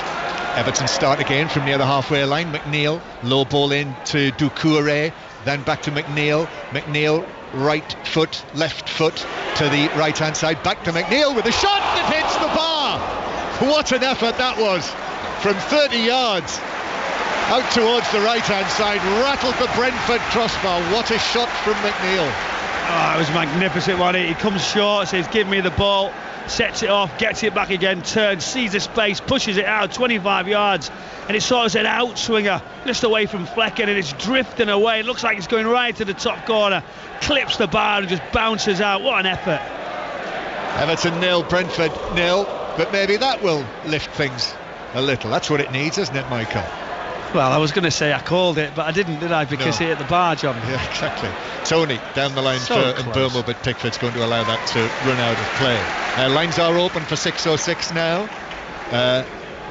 Slightly different take on an old favourite tonight, because it's Chris Sutton alongside Conor McNamara taking a calls this evening. How can you call Conor an old favourite? That's outrageous. No, 6:06 is the old favourite. Sorry. 6:06 is the old favourite, not Conor. 08085 909 693, the usual number. Text 85058, hashtag BBC 606. If you're a Liverpool fan, dare say you want to talk about Mo Salah and Jurgen Klopp, but I'm sure they would like to hear from Derby County fans today. Finally promoted back to the second tier, back to the Championship. So Derby County fans, give them a call.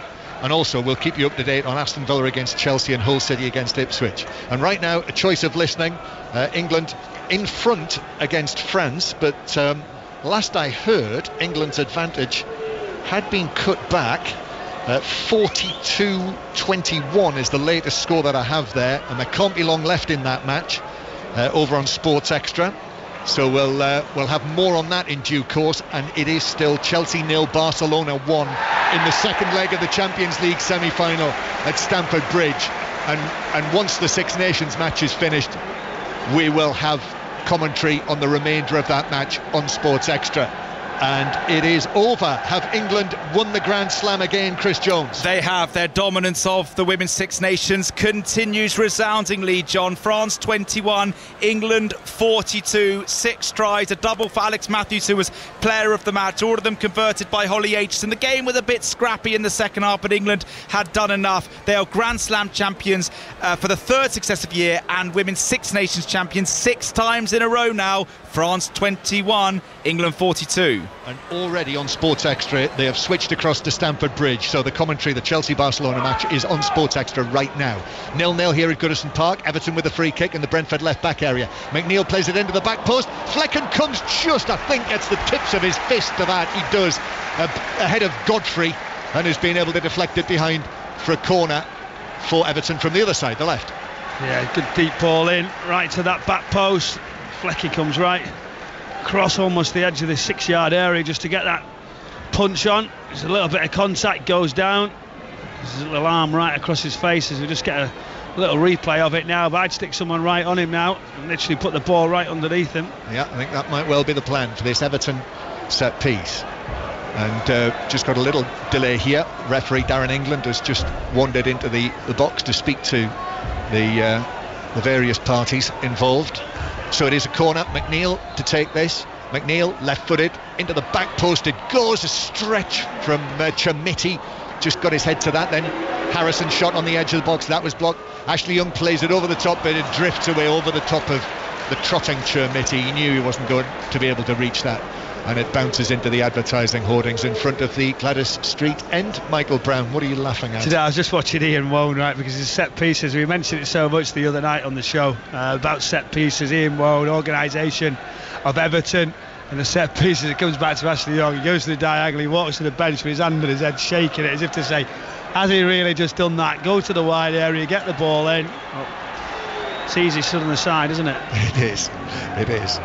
Everton 0, Brentford 0 with just over half an hour to go, and Everton having a better spell, and here they come attacking again as the ball is played back to Idrissa Gueye just in front of the centre circle. Actually a little bit of space opens up for him, so he takes it on a few more yards, then to Chermiti, who immediately passes it back to the halfway line. Now it's on the right hand side with Godfrey. His cross is deflected by Wissa.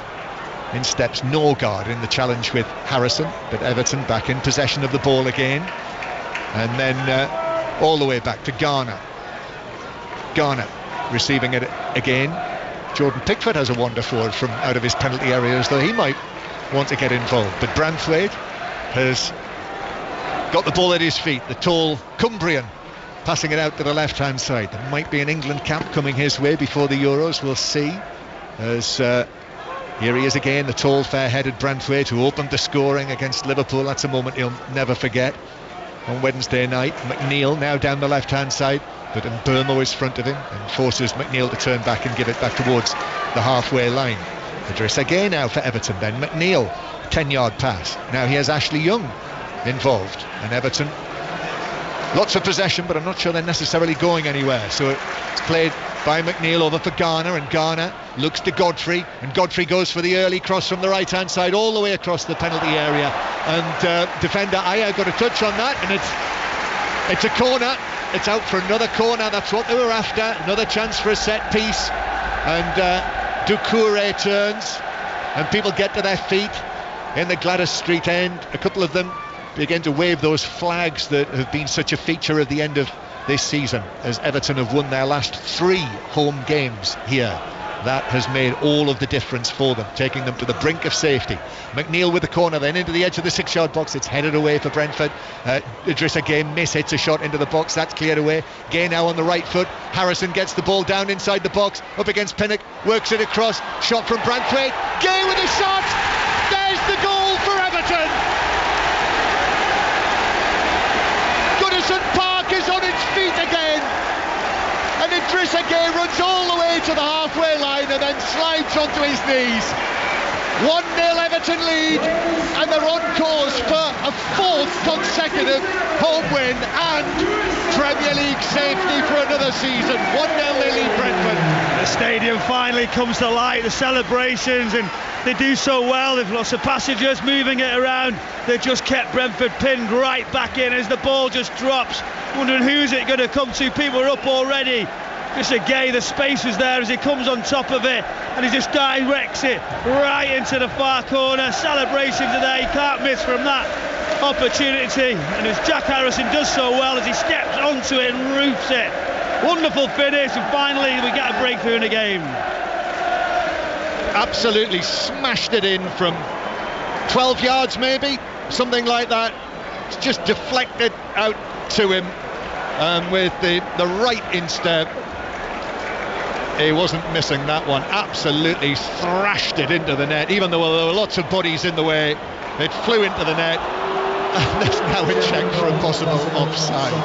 So this may take some time, so a good time to head to Stamford Bridge, where Rob Nothman will update us on what sounds like a thrilling tie with you, Rob. It remains Chelsea 0, Barcelona 1 on the night, and 1-1 on aggregate, but Chelsea have just received a red card. Kadisha Buchanan, the central defender, has just received her second yellow card, so Chelsea down to 10 players. They've just hit the post through Shirka Nuskan, but it remains 1-1 on aggregate. And commentary continues over on Sports Extra on your digital radio or on BBC Sounds. Sean Dyche on the side of the pitch. We're still waiting for confirmation or otherwise of this goal. They're checking for a possible offside. We've got a whole bank of screens in front of us, but I'm not sure any of them, Michael, have necessarily shown us what the question of offside actually is. Well, we're just trying to have a look as well. All the analysts right in front of me, all their screens have been rewinded back, trying to find out exactly what it is. The goal stands. The goal stands. Well, thank goodness for that. Because I was looking at about 6 different places to see if there was an offside. I couldn't see it. Honestly, you waited and there was no lines, there was nothing to point. The replays weren't even coming on where you get a little flash of something to see what it was, and finally you can hear what it's meant to these supporters. Yeah, this has really lifted the atmosphere, which needed lifting, understandably. A win for Everton tonight, and that will be guaranteed safety for another season in the Premier League, and that's what they're doing now after Idrissa Gueye scored for the second time in the space of 8 days, as there is an offside flag against Brentford. Second time in the space of 7 days, isn't it, because they played on Sunday last weekend, scored the opening goal, Idrissa Gueye, against Nottingham Forest in that controversial win, what turned out to be a controversial win. Nottingham Forest, one of our commentary matches tomorrow, incidentally, and Forest are now remain 1 point behind, 1 point ahead of Luton, who are third bottom. So Luton 25 points, Burnley 24 points, and Nottingham Forest 26 points. Tomorrow we have commentary on both Tottenham against Arsenal, the North London derby, and Nottingham Forest against Manchester City. Brentford coming forward. This is more like Wednesday night. They needed the goal. Wissa with the cross, but that's cleared away and it's out of play for a throw-in to Brentford down the left-hand side. So into the last half hour, Everton leading by 1-0. And the line's open for your calls on 08085 909 693 with Conor McNamara and Chris Sutton. Brentford trying to craft something, and it just breaks down as Janelt couldn't run on to the return pass from Wissa, and it's a goal kick to Everton. Michael Brown. Yeah, good reaction since the goal, trying to some forward runs. Brentford trying to get in better areas, but see that little interchange and just comes off his shin, runs out of space from Janelt when he makes those forward runs. The space had closed up for him. You expect him just to cross it in front of Pickford. Supporters are up. It's got livelier now in this stadium, and it's opened it up. I think it's needed a goal, hasn't it, John? Let's be honest, it's been really safe, really cagey. Interested to see now how Brentford reacts. It has, but I think understandably so in the circumstances. Brentford are going to make a change. Thomas Frank's just talking to another one of his Danish midfielders, Mikkel Damsgaard, who is jumping up and down, waiting to come onto the field. Free kick to Everton, forward and right of the centre circle, and Dwight McNeil waiting to take this. Do we count that as another goal from a set piece for Everton? Because it was sort of in the aftermath of the set piece. There's how many phases you want to have. It's gone right, it's in there, they've locked it in, it's come back out, then it's come back in. McNeil with this free kick into the box, helped across by Branthwaite after it came off a Brentford head, but then was cleared away by Collins at the near post. So do you consider that goal? Would you say that's scored from a set piece? I think there was build up before the set piece, wasn't there? Here's a chance. McNeil in again. Handball by the Brentford defender Aya. It struck him from the head of Tarkowski, who appealed for the penalty, but immediately dismissed by Darren England. Headed into him at close quarters. Tarkowski on that diagonal is really, really good, isn't he? Generally always wins the first one. Long and forward from Pickford, comes off the head of Ayer, McNeil into the box, shoots right across the face of goal and beyond the far post. Holds his face, McNeil, so close. The second goal, and I think that would kill Brentford off. Yeah, for sure. He realises that's a big chance. Branthwaite was up on that diagonal this time. Just manages to skim into the path of Dwight McNeil. He pushes it into the box really far. But as a defender, you don't really want to come at that point. To commit yourself, to stay and wait. McNeil takes the shot early. It's well wide, but he does fizz it. Oh, nice touch by Mbeumo. Then Jensen wins the throw in, and Mbeumo takes the throw, but it is actually being given as a throw in to Everton. So 1-0 Everton lead. It's going to be a double change actually. Keane Lewis Potter is going to come on as well, the former Hull City youngster. So a couple of changes from Thomas Frank, and Janelt is being replaced by Damsgaard, and Wissa makes way for Keane Lewis Potter. So the former Hull City youngster, not too far away from kick-off at Hull City against Ipswich tonight. What a big game that is. We'll keep you up to date with that during the course of 606, as well as Aston Villa against Chelsea. We'll have the team news from there before too long. But a double change from Thomas Frank, who are on this long unbeaten run. In fact, it could be, if they're able to get something out of this, their longest unbeaten run of the season. However, at the moment, Everton are looking good. Only one goal in it though, as it's headed forward now in centre field by Damsgaard, the newly arrived Damsgaard. Now here is the newly arrived Lewis Potter. Then ball in from the left, back out towards the left flank, and on the stretch the cross is blocked behind by Harrison, and it's a corner to Brentford from the left, which Reguilon is going to take over there. Brentford looking to respond. The goal coming in the 60th minute from Idrissa Gueye. Brentford take a short corner out towards the left side of the box. Jensen now, he scoops one into the penalty area. That's headed further away by Chermiti. Comes out to Reguilon again, and then Reguilon, I think, has played it on, and then rather pathetically threw himself into Idrissa Gueye in the hope that he'd get a free kick, but he'd actually misplayed it through. Sean Dyche going crazy about that. He tries to just buy a free kick. Jordan Pickford straight out to Reguilon. He actually does the hard bit. He pushes it into the space, but rather than just running around him, he just runs into him. Referee on top of it say you're not going to have it for that, and I think it's a waste because you just let Everton off for the sake of trying to buy a free kick rather than getting the other side of it. So it is a goal kick that is taken by Everton. Incidentally, by the way, in the promotion playoff semi-final in the National League, it is Barnet 0, Solihull Moors 2. After that was a 5:30 kick-off as well, so 2-0 to Solihull. As Brentford, who are having a better spell since Everton took the lead. Branthwaite though, ball Pickford with a poor clearance, miskicked that horribly. He was fortunate that it bounced to Doucouré near the halfway line, could have gone to anyone. Now McNeil, who's been just about the brightest spark in this match, to Garner on the left hand side. Garner's ball in low, easily cleared away by Collins. However, it came back to Garner, but Brentford have got everyone apart from Ivan Toney back now. Ashley Young to Idrissa Gueye, bounces off Jensen, and then Everton go back towards the halfway line. So 1-0 Everton lead.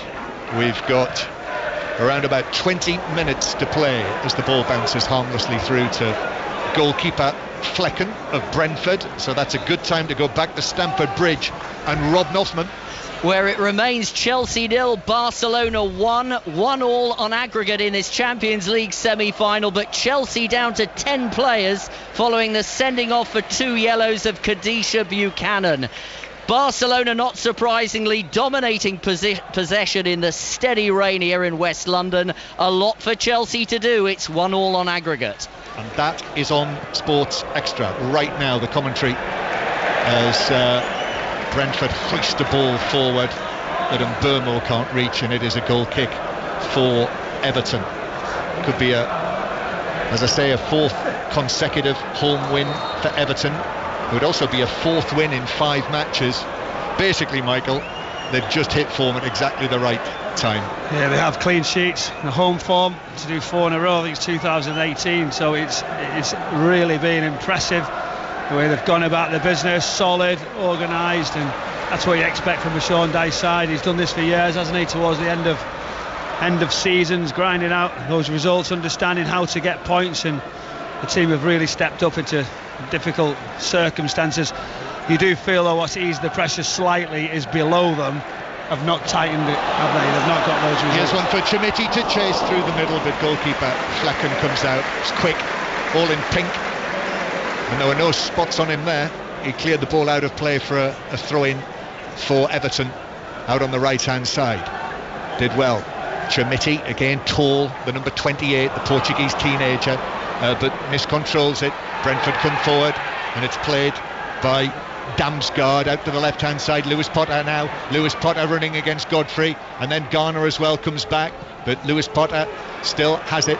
Then it's stabbed into the box. Lewis Potter again flicks it, plays it back. Reguilon on the edge of the penalty area, now played in by Norgard to the back post. That's headed away for Everton, and Doucouré is able to get his head to the ball for Everton.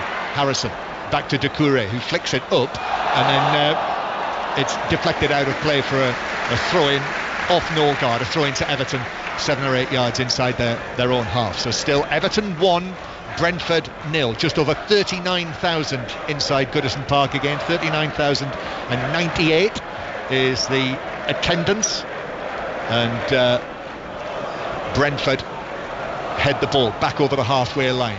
This is for Tony, who wins the throw-in. He's going to take it himself, which he does. There are 2 balls on the pitch now as Damsgaard has it in the area, crosses, and the referee actually was unaware of the fact that there was another ball on the field.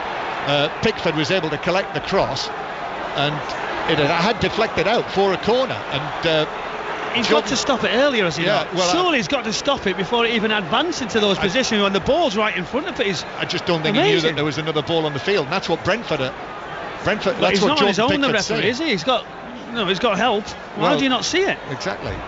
You would have thought that maybe the assistant on the far side would have drawn his attention to that.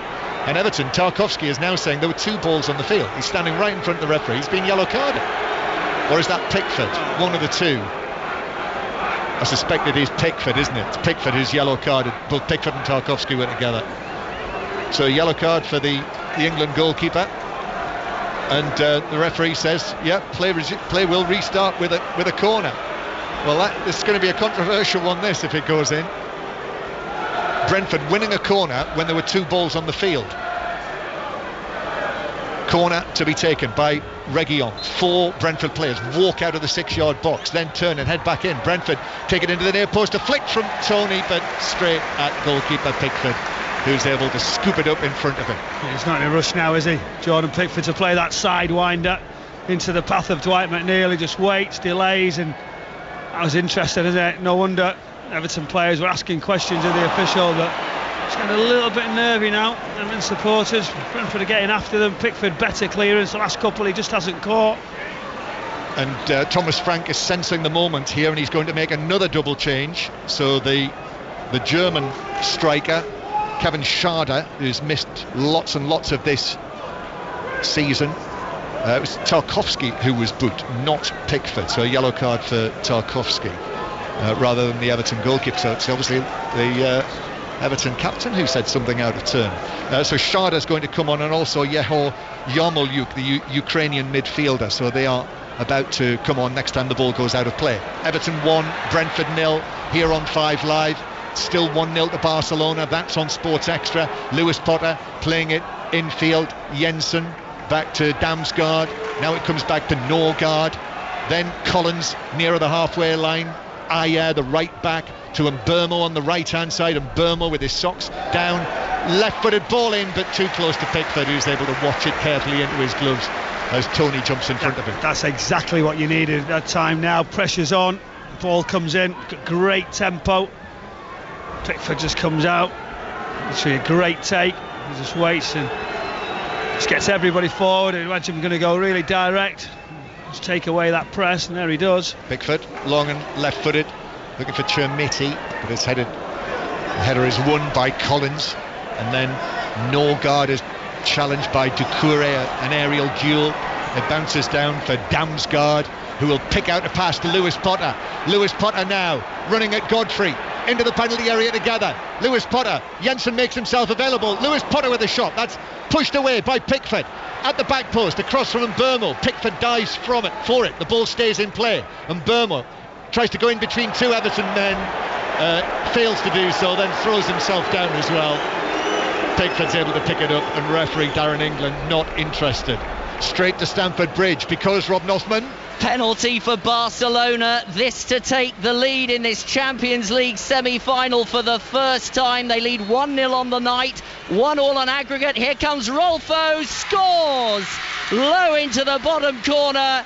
Barcelona take the lead, Chelsea down to 10 men, and now they have to find a goal in the last 16 minutes. It's Chelsea 0, Barcelona 2 on the night, 2-1 on aggregate. So Barcelona now with their noses in front. The commentary is on Sports Extra right now as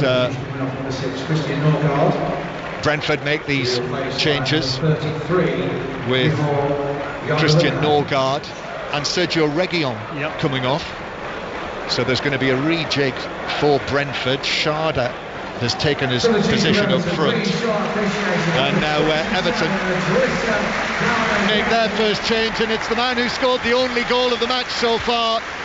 My goodness, he did finish it well as well, didn't he, with absolute certainty with his right foot from 12 yards. And he's going to be replaced in midfield by Amadou Onana. Not only that though, not just the goal. I think the way he's held his position, he's broke up, he's got some forward passes early into forward players, and overall a good performance. Obviously a tiring week for all. You've got to use your bench, and Sean Dyche is aware of how much these players have put into the last couple of weeks.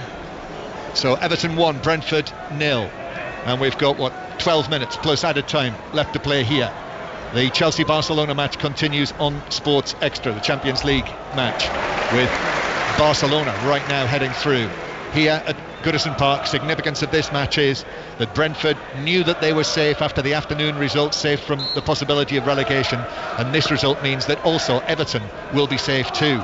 So we would be looking, Michael, at 2 going down from 3, wouldn't we? Nottingham Forest, Luton and Burnley, 2 from those 3 going down with Sheffield United. Yeah, incredible how Luton, to be honest, how they've done, they've stayed in the mix. The rest, Forest, you didn't expect to be in that situation. Obviously they've had their adversity, disciplinary problems, etc. Here's Sharda for Brentford. Branthwaite leans into him, Sharda as well, right across the 6-yard box from him, but it's cleared away by Ben Godfrey, who is in the right place for Everton. Low fives all round the Everton defenders. Corner taken quickly by Brentford, and Mbeumo shoots, and it's blocked by Garner, who threw himself into the way. Tony with the cross, right-footed, that's headed away by Ashley Young.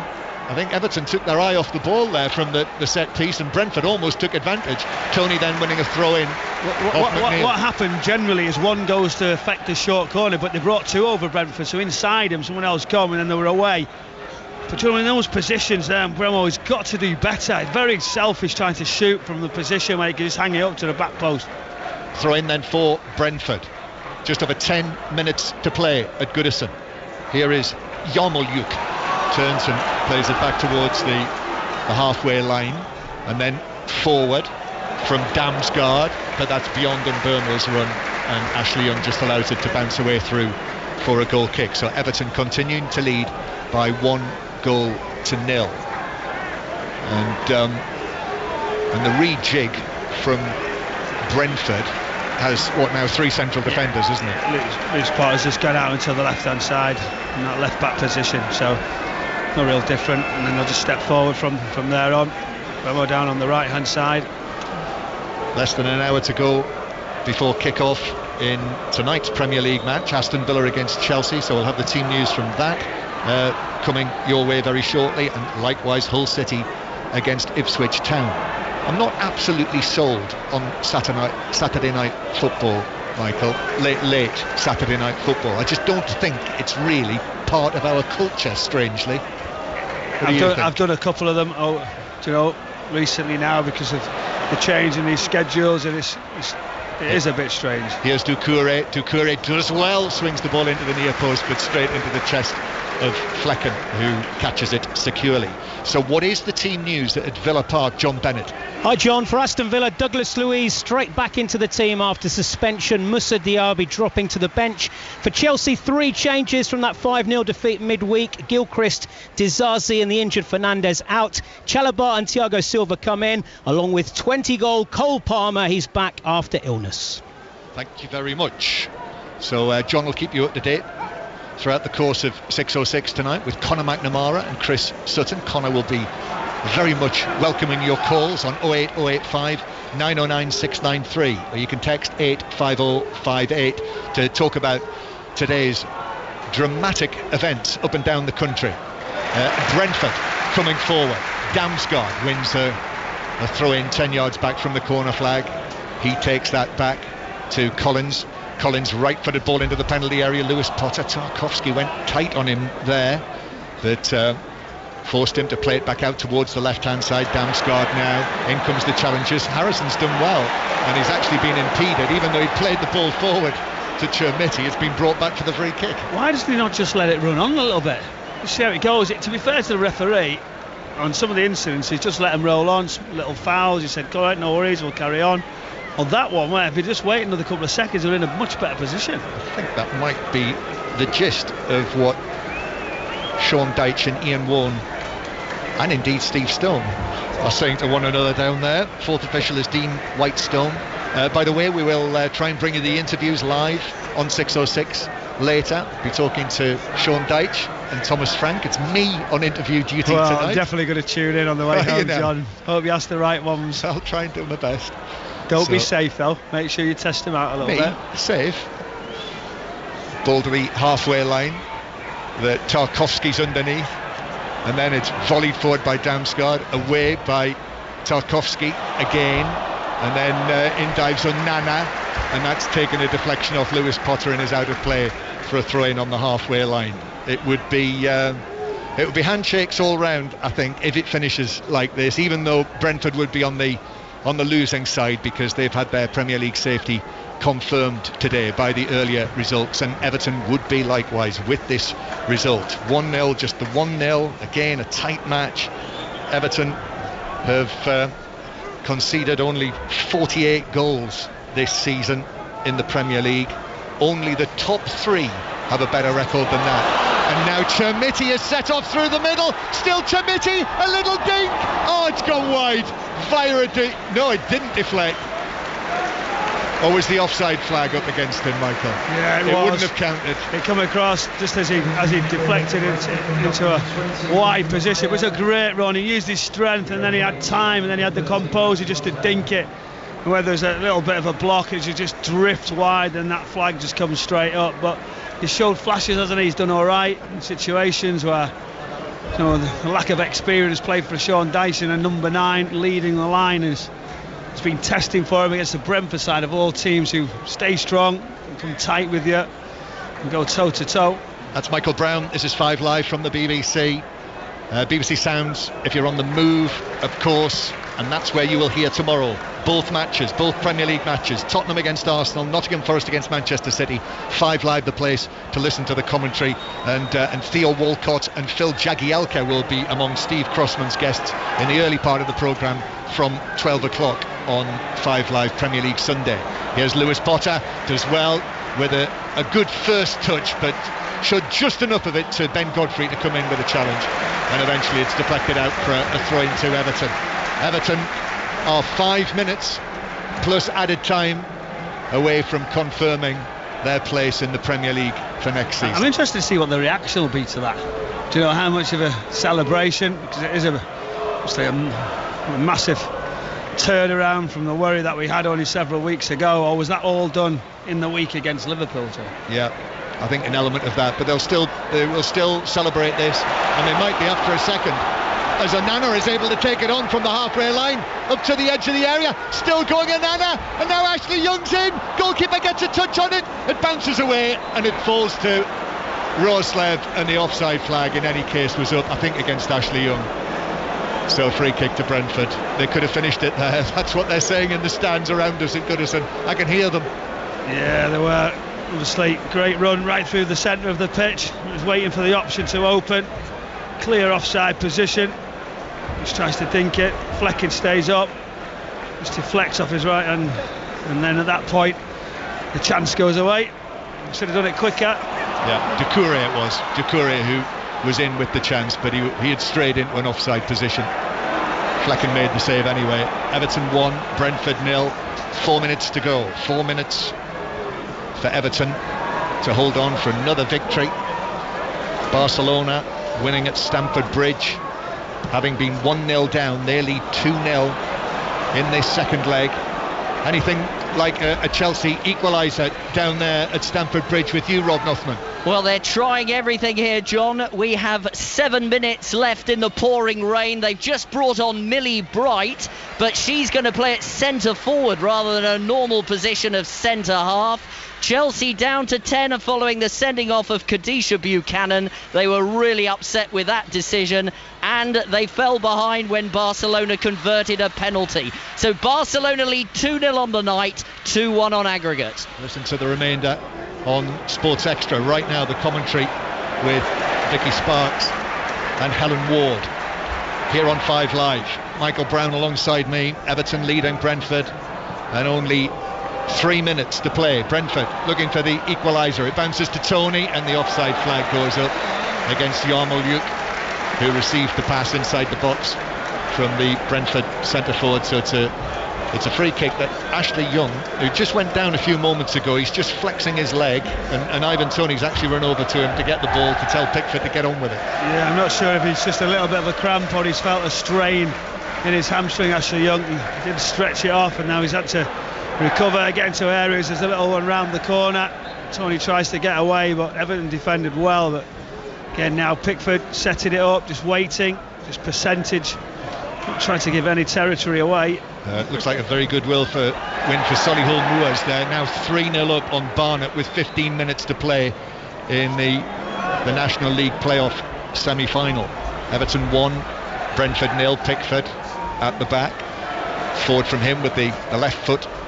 Godfrey heads it up towards Chermiti. Then the ball is played over the top for Garner to chase onto this. Yarmolyuk has gone with him. Garner goes one way, then the other with his left foot. Back centrally, Onana. Low pass forward to Doucouré. Then Onana again. The tall number 8, the Belgian international. Then finds its way to the former England man, Ashley Young, nearer the halfway line. And then Everton come forward again. Onana, I think he's overrun that. He might have been fouled by Rurslev, who's come on as a substitute for Aya, but was able to keep it and play it back to Ashley Young on the halfway line, and Jared Brandthwaite is able to turn and stretch those long legs of his and pass it back to Pickford inside the penalty area. Passes it out to Garner, who comes short. And then Everton now back to Ashley Young, who tried to win a throw-in off on Burmo, and then a high foot might have caught Ashley Young, and the referee has agreed with the assistant who gave it, and it's a free kick to Everton halfway inside their own half. And we are in the 90th minute now, Michael. That's exactly what you need. Ashley Young, the experience that he has, obviously he's feeling fatigue. He'll play everything as slow as he can. Just wait, delay. Thomas Frank now not pleased. He's asking for the officials to speed it up. Pickford comes all the way, and that high lines again. Will he go down the side? Will he go for the diagonal? Pickford takes this high and long towards the edge of the area. Chermiti gets his head to it, but it bounces away over to the far side where Lewis Potter will turn it back into the penalty area to his goalkeeper. So Brentford start to attack again. You know, listen, I think they'll certainly enjoy this. They'll enjoy the moment if they win this match and secure their safety in the Premier League for another season. But as you said, you know, what will the mood will be after this match among the Everton fans? You know, clearly there are still storm clouds over Goodison Park as McNeil takes it on forward down the left wing and is clearly impeded by Burmo. Tugged back. McNeil goes stumbling down to the ground, and it's a free kick to Everton. And it's a yellow card from Burmo, and it's a free kick to Everton. And there will be 6 minutes of added time. Hence the agonised shouts of the word 6 from behind us. It wasn't like a malicious foul. He just ran with him all the way. I think if Dwight McNeil cuts across him, he just takes him right out of it. But he's also in two minds, whether thinking, I'm just going to carry on in the line I am, into that corner, wait, delay, keep hold of the ball. But now, obviously, when he gets too close and he's gone down, he has felt a bit of an effect on his right ankle. He's just getting a little bit of his lace is done, whether his boot just come off slightly, but there's going to be no rush. I would be surprised even if they put this in, whether they actually just turn and go to that corner and wait a little bit longer. Yeah, we're in the first minute of 6 of added time. 6:06 on the way with Conor McNamara tonight and Chris Sutton. So Conor and Chris on 6:06, 08085 909 693. McNeil's still sitting on the ground, so this is not going to be taken imminently. But of course the issues with Everton, what's going to happen with the ownership? Are they going to be approved by the Premier League's owners and directors test? What about all of these loans that are being talked about? Somewhere down the line, the possibility even of administration. So that's all to come. Garner takes this free kick in and it hits the bar. Flecken was struggling, hit the crossbar. Second time Everton have done that in the second half now. It just seemed to keep going, a bit like Ronaldinho all those years ago in the World Cup, back over the top for Chermiti, who's in an offside position. But Garner hits the crossbar. He hits it so well, doesn't he? It's that wide free kick that you try and stick it right towards that far post. Hopefully one of your players are just going to glance it, goalkeeper, it's out of reach, but it actually goes right across. It dips late. Flecker sort of jumps, but not convincing, doesn't get that close to it, and it just bounces out again. So Brentford running out of time now if they're going to get anything out of this match and keep this run of theirs, this unbeaten run of theirs going. Centrally, Jensen for Brentford, into the area, headed forward by Lewis Potter, bounced off an Everton defender. Now it's with Damsgaard turning, left side of the box, flicks it to Lewis Potter. He volleys it back to the edge of the penalty area, headed away by McNeil. Bounces down, Brentford back in possession again. Unless Doucouré can get there first, he can get there first ahead of Collins, and that's important for Everton as Godfrey lifts one away into the lower tier of the Bullens Road stand on the far side. We are in the 3rd minute of 6 of added time. Brentford, urgency. Damsgaard again. Damsgaard angles it back into the box. Here's Yarmolyuk back again for Damsgaard with the shot. That's blocked on the edge of the area. He was falling as he hit the shot, and Everton are able to play it up to Chermiti, but it comes back at the Everton defence away from Tarkowski. And now Sharda, right foot shot. Pickford gets down, makes the save, and then gathers it as Tony slides in. Just lost the shape there, Everton. Sean Dyche going mad because Dwight McNeil's inside, and then Brentford work it so well. Sharda just sees that space as it's drifted into his path, touches it, and then hits a great shot. Pickford down to that left-hand side. He doesn't get hold of it fully though, because it's under through bodies, under legs, and he just gets the second attempt. Not long left here. Everton winning 1-0. Not long left at Stamford Bridge either, Rob Nothman. We've got 5 minutes of stoppage time left. Barcelona still lead 2-0 on the night, 2-1 on aggregate. Chelsea are trying, but down to 10 players. They can't get enough of the ball. 5 minutes left here. And if this match finishes before you do at Stamford Bridge, we'll go straight there for commentary on the remainder.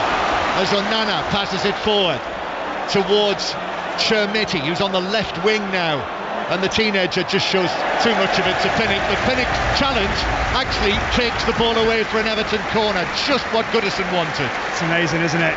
The delight of the ball just trickling towards that corner flag. I realise they can just kill a little bit more time, but he does alright. Chermiti, who just gets this to come off, Keane stripped and ready, but supporters right behind him. This is the big few moments now for Everton Football Club, for that survival, something they've been fighting for several seasons and can't keep happening year in, year out, and big few moments. Chermiti is being substituted in added time after his full Premier League debut, and Michael Keane comes on to replace him. What about the teenager, Michael? Yeah, I think he's done well overall. I think I just wanted to see how he was going to get on. He got his body into good areas. He tried to set, he tried to be explosive into wider areas, and just at the end there you can see he'd be tired, he'd be drained because they've tried to hit him. And when you get that opportunity early on, maybe you waste a bit of energy as well, John. We're in the final minute now So Everton, it looks, Michael, final word from you, I would think, because we're going to go straight to Stamford Bridge. Everton winning themselves safety with 3 matches to play despite the points deduction this season. So I think it's, you watch a team with a setup, with an organisation to play. It's not always the prettiest, it's not always the most creative, but you've got to give full credit. I think they were in a really good position early on in the season before that big blow of the points deduction, and then they've had to recover, and they've done so. Mind you, final attack by Brentford. Jensen though with the shot that floats all the way through for a goal kick, and I make it, that's it. The 6 minutes of added time are up. I think referee Darren England will play a little longer than this, but here we are, they know it, inside Goodison Park.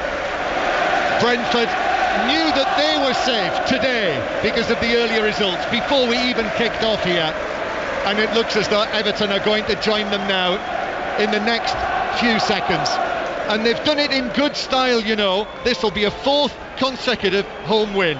1-0 against Burnley, 2-0 against Nottingham Forest, that unforgettable 2-0 win against Liverpool here on Wednesday night, their first Goodison derby win for 14 years, and it looks as though it's going to be another home win with a clean sheet to do it here at Goodison, to get them over the line after everything they've faced this season. In the end, 8-point deduction, so you have to take that into account, but they've come through strongly in the end under their strongman coach Sean Dyche, who is standing there just slightly twitching in his tracksuit on the side of the pitch. There's the ovation. We're going to go to Stamford Bridge once the whistle goes, but Jordan Pickford hits this downfield. There is the final whistle, and that is Premier League safety for another season for Everton. Despite all the setbacks, despite the points deductions, Everton are safe, Brentford are safe as well. Everton 1-0 winners, and from a joyous Goodison Park, it's straight to Stamford.